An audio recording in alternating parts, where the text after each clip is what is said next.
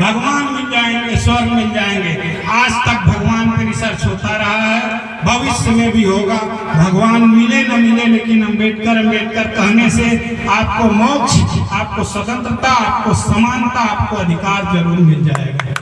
आप अम्बेडकर को अपना मोटिवेशन समझिए, आप उनको अपना इंस्पिरेशन समझिए, कहने वाले को कहने दीजिए, उसकी 1-2 पीढ़ी और आगे आएगी और वो भी अर्थ समझ जाएगा कि नहीं, इस शब्द का अर्थ क्या है, इसका मूल्य क्या है। संविधान बहुत सस्ती किताब है, मैं चाहूँगा कि आप सभी लोग अपने घर में रखें। जो लोग नहीं रखे हैं वो मांग के रखें। हमारे चंदन भाई बड़े उत्साही हैं। हमको लगता है कि आप अगर कह देंगे तो ये तुरंत ला के आपको दे देंगे। मैं भी नहीं पढ़ा था बहुत दिनों तक, जब खरीदने गया तो मात्र 100 रुपये में मिली। डाइग्लॉट एडिशन मिला, दोनों भाषाओं में मिला। मैं उस असली इंग्लिश को भी पढ़ा, मैं हिंदी को भी पढ़ा, दोनों में पढ़िए।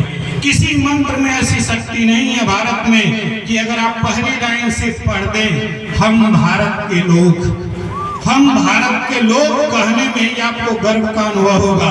उसके आगे जब आप चलेंगे, स्वतंत्रता, समानता, विश्व बंधुत्व, आर्थिक, राजनीतिक सभी आजादियों की बात करेंगे सिर्फ एक पन्ने में। उससे बड़ा प्रेयर भविष्य में कोई नहीं होने वाला है। स्कूलों में तमाम भगवान को लोग जगा दें, सरस्वती माता को जगा दें, किसी देवी देवता को जगा दें, लेकिन अगर ये सिर्फ प्रस्तावना पढ़ी जाएगी तो सभी छात्रों के, सभी लोगों को ये जागरूकता आ जाएगी कि स्वस्थ नागरिक होने के लिए इसकी आवश्यकता है। वो मंत्र की शक्ति से लिखे हुए शब्द हैं, वो साधारण नहीं है। अगर आप उसको पढ़ेंगे, संविधान के आर्टिकल को आप पढ़ते जाइए, मैं दावा करता हूं कि अगर आप पढ़ेंगे तो आपको लगेगा कि इसमें कोई ऐसा दिमाग बैठा हुआ था जो उसी के बस का था कि इसकी लाइन लिखी जाए। मैं बात दोहराना नहीं चाहता, लेकिन फिर भी बताऊंगा। 7 लोग ड्राफ्टिंग कमेटी में थे, 1-2 लोगों का डेथ हो गया, 1 लोग बीमार हो गए, कई लोग अब्सेंट हो गए किसी कारण। अकेले बाबा साहब को लिखने का अवसर मिला। हमारे जैसा, आपके जैसा आदमी रहता तो कहता 7 लोग इसमें हैं, मैं अध्यक्ष हूँ, सबसे लिखवाऊंगा, ले जाकर नाम कर दूंगा। बाबा साहब को इस बात की खुशी थी कि सब नहीं है तो मुझे अपने मन का लिखने का मौका मिला है।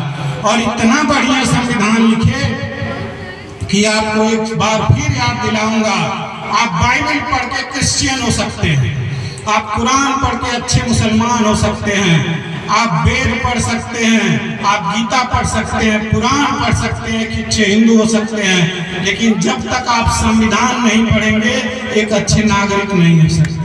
और भारत के लिए संविधान पढ़ना बहुत जरूरी है। मैं चाहूंगा कि हर आदमी उस संविधान को अपने पास रखे, उसमें अधिकार है, इतना अधिकार है कि आप किसी को कह सकते हैं कि नहीं इसमें ये लिखा हुआ है। एक सच्ची घटना है, हमारे एक छोटे भाई ने, जब उसका एडमिशन फंस गया, नहीं हो रहा था, तो घर पे मनौती हो रही थी कि एडमिशन हो जाए, तमाम सोर्स लगाए जा रहे थे एडमिशन हो जाए।